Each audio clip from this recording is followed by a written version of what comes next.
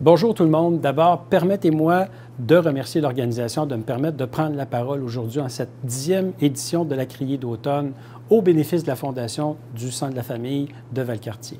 Vous savez, comme député, c'est une cause, la cause des militaires, qui me tient à cœur et le soutien qui est dû à nos militaires qui sont déployés partout à travers le monde dans des missions tantôt dangereuses, de paix, de soutien, d'aide humanitaire. On l'a vu ici au Québec pendant la pandémie, le travail fantastique que nos militaires ont fait pour venir nous aider dans une situation extrêmement difficile.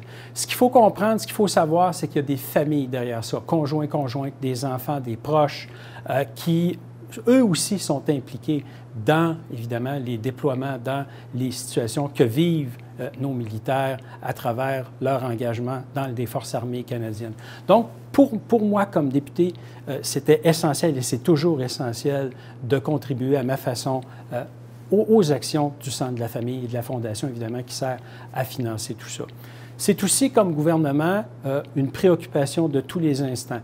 Différentes choses ont été faites pour souligner l'apport de nos militaires, mais aujourd'hui, très fier, vous avez entendu le premier ministre du Québec tout à l'heure, vous avez entendu la vice-première ministre du Québec tout à l'heure, l'engagement du gouvernement envers nos militaires, la reconnaissance qui est due et le soutien aux familles des militaires à travers les actions que pose la Fondation et le Centre de la Famille de Valcartier.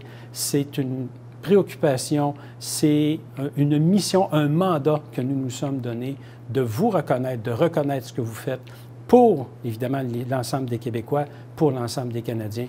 Donc, au nom du gouvernement, en mon nom, merci infiniment et bonne criée d'automne.